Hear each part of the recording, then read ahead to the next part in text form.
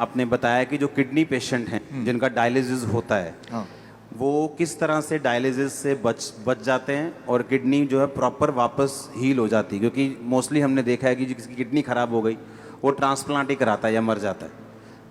ये एक इम्पॉर्टेंट बात है जो मैं आपको बताना चाहता हूँ ताकि आप इसको उन लोगों तक पहुँचाएं जिनको इसकी ज़रूरत है। ऐसे बहुत सारे लोग हैं लाखों में जो हर दूसरे दिन या तीसरे दिन डायलिसिस कराते हैं। पहले तो समझना पड़ेगा डायलिसिस क्या है। बहुत ही सिंपल है, आधे मिनट में समझ जाएंगे। आप जो भी कुछ खाते हैं पीते हैं उसमें कुछ चीज़ें बॉडी उपयोग में लाता है, एनर्जी में कन्वर्ट करता है, कुछ चीज़ें बॉडी यूज़ नहीं कर पाता है, तो आप यूरिन पेशाब के रास्ते उनको बाहर फेंक देते हैं। तो वो पेशाब कैसे बनता है, वो किडनी का काम होता है। उसके अंदर वो सारी चीज़ें हैं पेशाब में जो बॉडी को नहीं चाहिए, तो बॉडी ने उसको बाहर भेज दिया। क्रेटनाइन है, यूरिया है, यूरिक एसिड है, ऐसे बहुत सारी चीज़ें, छोटे मोटे प्रोटीन हैं अलग अलग तरह के जो बॉडी को नहीं चाहिए, तो बॉडी ने पेशाब किया। आप बोलेंगे अरे मुझे पेशाब आ रहा है, तो वो किडनी ने बाहर भेजने का तैयारी कर ली है और आप गए और आपने अपने आप को हल्का किया, ठीक हो गया। ये तो हुआ नॉर्मल। आपका बॉडी खुद ही आपका डायलिसिस कर रहा है। डायलिसिस ये है, हमारा बॉडी हमारे अंदर की जो चीज़ जो हमें नहीं चाहिए वो बाहर फेंकने का रास्ता बनाया, इसे कहते हैं डायलिसिस। यानी कि हमारे सबकी बॉडी करती है इसको। अगर वो करना बंद कर दे, किडनी अपना काम करना बंद कर दे, अब जब मैं पानी पी रहा हूँ और बॉडी को उनमें से कई सारी चीज़ नहीं चाहिए लेकिन बाहर का रास्ता बंद है, तो बॉडी क्या करेगा, गुब्बारे की तरह, बैलून की तरह उस पानी को, उस फ्लूइड को बॉडी में ही इकट्ठा होता रहेगा। ऐसे लोगों के पैर आप देखेंगे हाथी की तरह हो जाते हैं, सूज जाते पैर, हाथ सूज हाँ, जाते हैं, पैर हाथ सूज जाते हैं, गले मुंह सूज जाता है। तो क्या है, उनका जो यूरिन आउटपुट है, पेशाब या तो कम हो गया है या ख़त्म हो गया है। अगर आपसे बोलें कि एक दिन बिना पेशाब किए रहना है, इम्पॉसिबल, कितना दर्दनाक हो सकता है। और ऐसे लोग फिर मशीन की मदद लेते हैं। वो मशीन वो खींचता है खून में से वो ऐसे पानी जो खराब है और निकाल के बाहर करता है। इसका मतलब हर दूसरे दिन उसको ऐसा करना पड़ता है और दूसरे दिन तक बॉडी में पानी जमा रहता है। और जबकि बॉडी में पानी जमा रहेगा तो उसका हार्ट के ऊपर भी बोझ है, लंग्स के ऊपर भी बोझ है। हर दिन वो कमज़ोर होता जा रहा है, हर दिन वो मरता जा रहा है, डायलिसिस कराने के बावजूद भी या डायलिसिस कराने की वजह से भी, क्योंकि डायलिसिस भी किडनी को और फर्दर ख़राब करती है। तो अब आपको समझ आ गया कि प्रॉब्लम क्या है, डायलिसिस किसे कहते हैं, किडनी खराब होना किसे कहते हैं। ऐसे लोगों को पहचानेंगे कैसे, आप जब देखेंगे। हम कैसे पहचानते हैं ऐसा पेशेंट को, कोई रिपोर्ट की ज़रूरत नहीं है मुझे, आपको भी ज़रूरत नहीं है। आप सिर्फ ऊपर से नीचे देखेंगे, अगर पैर हाथ में सूजन है थोड़ा बहुत भी, तो समझ लीजिए कि किडनी फेलियर की तरफ आप बढ़ चुके हैं। लेकिन घबराने की बात नहीं है। पहली बात, जब सूजन होती है बॉडी में, पानी जम जाता है तो सांसें भी नहीं ले पाता है, मुश्किल से लेता है, तो ये भी गड़बड़ है। वो चलता है थक जाता है, ये भी गड़बड़ है। तो ये तो हो गया। अब करना क्या है, सोल्यूशन क्या है, आपके बॉडी के अंदर से पानी को निकालना है। उसके लिए बड़ा आसान गॉड का दिया हुआ सोल्यूशन आपके पास ही है इसी वक्त। तीसरा kidney, third kidney. Third kidney किसे कहते हैं, आपका स्किन, सबसे बड़ा बॉडी का ऑर्गन। आपके स्किन में देखेंगे छोटे छोटे छेद हैं, है ना। तो ये जो छेद हैं, ये छेद से पसीना निकलता है। आप पसीने का एक बूंद लीजिए, पेशाब का एक बूंद लीजिए, दोनों को लैब में ले जाइए।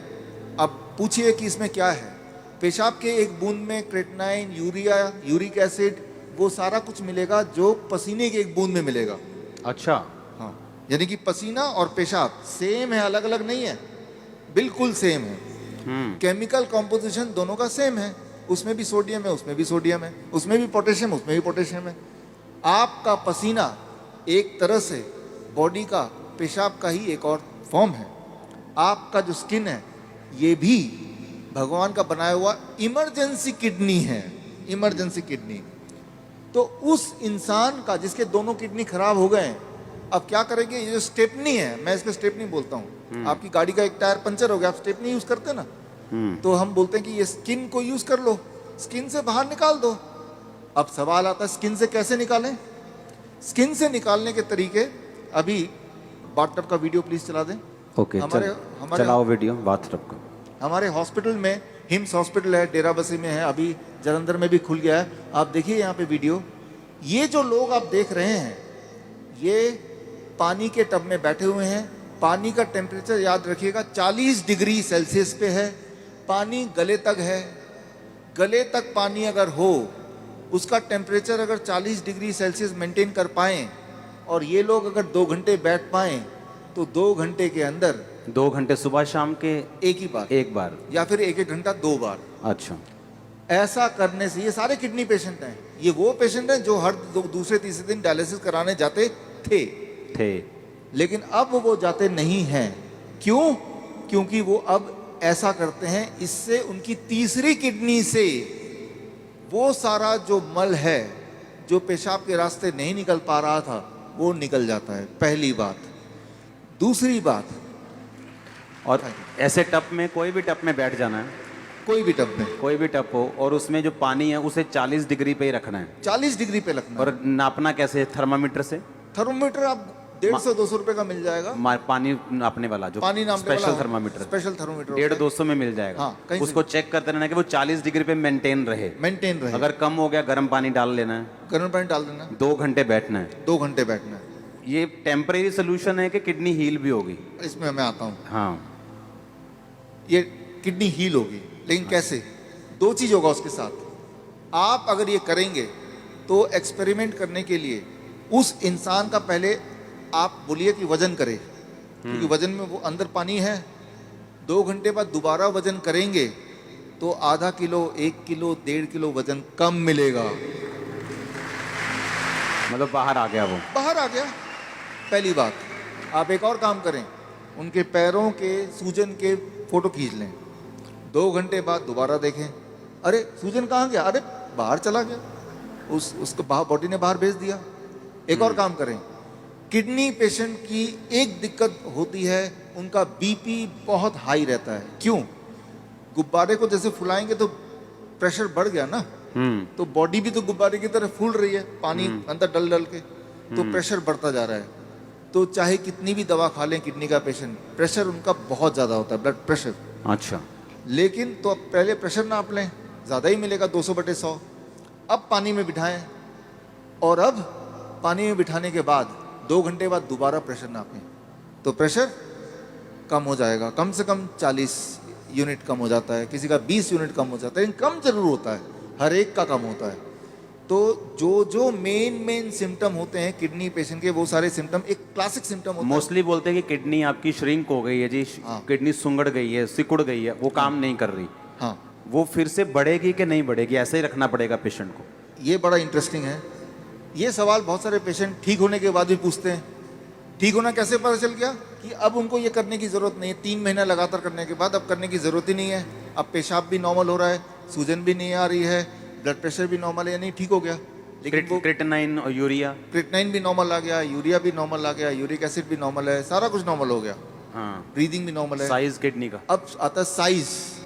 तो साइज के लिए वो बोलता है, तो DTPA स्कैन करने बोलते हैं। हालांकि हम रिकमेंड नहीं करते, लेकिन स्कैन कराते हैं। तो पहले वाला साइज उसके पास था, पहले भी स्कैन कराया था, 3 महीने बाद दोबारा स्कैन कराते हैं। तो स्कैन में वो साइज बढ़ी हुई दिखाई देती है, मतलब वो किडनी जो है वो बढ़ चुकी है, फिर से साइज उसका अच्छा हो रहा है, अच्छा हो गया। और ये स्कैनिंग बताती है। हाँ, और वो जो स्कैनिंग बताती है, वो स्कैन पहले और बाद के वो किताब में है। और ये किताब मैं चाहता हूँ कि आपके हाथों से इसका लॉन्च हो जाए। हाँ, ठीक है। हाँ, और ये जो किताब को बनाने में, ऑब्जर्वेशन स्टडी में जिन्होंने मुख्य भूमिका निभाई है, हमारे डॉक्टर संजीव सूद जी हैं। आप भी एक बार आ जाएं। डॉक्टर गगन है, ये भी आ जाएं। दयानंद आयुर्वेदिक कॉलेज में इन्होंने हमारे साथ मिलके हमें मदद करते हुए इस चीज़ को दुनिया तक पहुंचाने के लिए काम किया। प्लीज़ आ जाएं। डॉक्टर अनु, प्लीज़ कम। किताबें और भी हैं, 2 ले आते हैं। इसका नाम है प्रत्यारोपण, यानी किडनी ट्रांसप्लांट का अंत। किडनी, आपकी खुद की किडनी ही काम करेगी, किसी और की किडनी की कोई आवश्यकता नहीं है। भगवान का दिया हुआ किडनी, उसी को स्टार्ट करना है, उसी को काम करना है। तारीफ करो सब। Thank you, thank you, thank you. अच्छा, हमने कितने ऐसे लोग आपके लोग मोहल्ले में ऐसे आपने देखे होंगे जो किडनी ट्रांसप्लांट नहीं करा सकते, डायलिसिस नहीं करा सकते, मर जाते हैं। देखे कि नहीं देखे? चर्च में हील होते हमने देखे हैं, लेकिन जो बहुत से लोग हैं जो यीशु मसीह को नहीं जानते हैं, हमने हॉस्पिटल्स में देखा है। मेरे फ्रेंड्स हैं जो हॉस्पिटल्स चलाते हैं चैरिटेबल, वो बताते हैं कि किडनी पेशेंट किस तरह से आते हैं और उनके पास मशीन्स नहीं है, उनके पास स्ट्रक्चर नहीं है और लोग ऐसे ही मर रहे हैं। और देखो, जब डाइट का जिक्र होता है तो यकीन नहीं होता कि डाइट से कैसे कोई हील हो सकता है, और ये भी यकीन नहीं हो रहा कि बाथटब में बैठ के या ऐसे ऐसे करके कैसे कोई हील हो सकता। और उसको खाना क्या है किडनी पेशेंट को? सेम DIP डाइट प्लस ये जो मैंने बताया, ये 2 घंटे बैठना है। 2 घंटे बैठना है। कई बार लोग 2 घंटे नहीं बैठ पाते, तो 1 घंटा करके 2 बार बैठ लिया। कई बार 1 घंटा भी नहीं बैठ पाते, चलो 40 मिनट करके 3 बार बैठ गए। 2 घंटे का आपको रूटीन पूरे दिन भर में 2 घंटे बैठते ना, तो यहाँ से जो जितने पोर्स हैं तब जाके पूरा निकलता है। ये एक रूटीन बनता है। और 3 महीने बाद फिर उसकी किडनी अपने आप काम भी करना शुरू करती है। अपने आप काम करना शुरू करती है, तो फिर ये बंद कर देना है। डाइट चलेगा जिंदगी भर, डाइट चलेगी, हाँ, इसको बंद कर देना है। ये बंद हो जाएगा, ये बंद हो जाएगा और पेशेंट नॉर्मल रहेगा। पेशेंट अब वो पेशेंट ही नहीं है, अब वो पेशेंट नहीं, अब पेशेंट नहीं है, वो आप और हम जैसे हैं। नॉर्मल हो गया वो। हमारे दर्शकों के लिए एक खास मेरा मैसेज, आप इस दोनों चैनल के माध्यम से मेरे वीडियोस आप देख रहे होंगे, नए नए जो टेक्निक्स हैं वो आप सीख रहे होंगे। एक चीज़ करना भूल जाते होंगे कि वो ये है कि सब्सक्राइब करना। सब्सक्राइब कीजिए ताकि जो मेरे नए टेक्निक्स हैं, नए वीडियोस हैं, वो राइट टाइम पे आप तक पहुँचे, सबसे पहले पहुँचे।